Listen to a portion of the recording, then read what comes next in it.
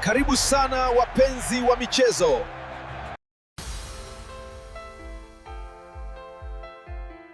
Kikosi cha Azam FC kipo mapumziko kwa sasa baada ya Ligi Kuu Bara kusimama kupisha fainali za Kombe la Mataifa ya Afrika AFCON 2025 zitakazoanza kesho huko Morocco, lakini benchi la ufundi la timu hiyo halijalala kutokana na kuanza msako wa nyota wawili wapya.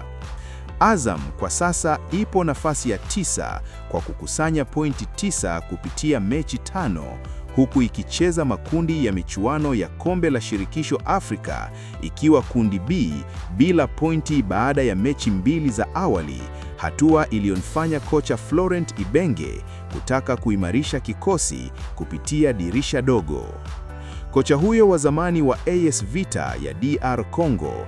RS Berkane ya Morocco na Al Hilali ya Sudani ameuambia uongozi wa klabu hiyo kuwa anahitaji majembe mawili tu ya maana katika dirisha dogo, mmoja akiwa ni beki na mwingine kiungo mshambuliaji, ili kila kitu kikae sawa klabuni. Taarifa kutoka ndani ya klabu hiyo zinasema Ibenge amewasilisha ripoti kwa uongozi ikieleza maeneo mawili yanayohitaji maboresho ya haraka, ambayo ni ulinzi wa kati na kiungo mshambuliaji, kutokana na kuwepo kwa hofu ya Faisal Salum Fei Toto ambaye anatajwa kuwa mbioni kuondoka. Kwa upande wa ulinzi, Ibenge ameonyesha haja ya kuongeza beki mwenye uzoefu na uwezo wa kuongoza safu ya nyuma. Licha ya Azam kuwa na mabeki wenye vipaji, kumekuwa na makosa madogo yanayogharimu timu katika mechi nyingi, hasa wanapokutana na timu zinazocheza kwa kasi na mipira ya juu, chanzo hicho kilisema. Chanzo hicho kimeongeza hadi sasa Azam haina uhakika sana kama Fei ataendelea kusalia kutokana na ofa nzito zinazoendelea kupokewa, japo mkataba na kiungo huyo ukiwa bado haujamalizika, jambo linalodaiwa limemfanya hata Ibenge kuanza mapema kusaka kiungo mshambuliaji mwingine.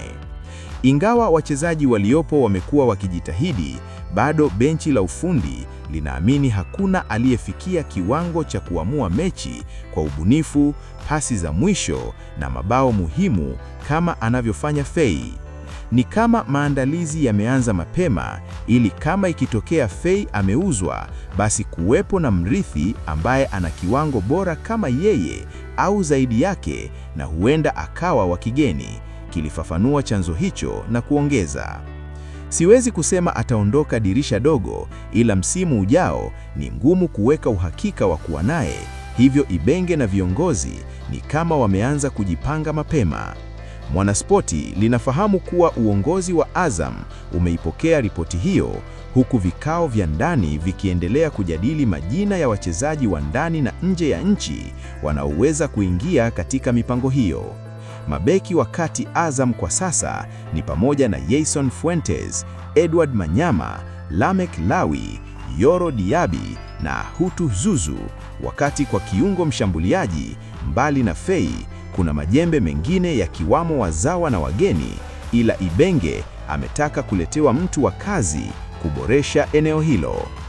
Mara michuano ya CAF itakaporejea, Azam itakuwa na kibarua mbele ya Nairobi United ambayo kama wao haina pointi na kila moja imepoteza mechi 2 na kuruhusu mabao 3,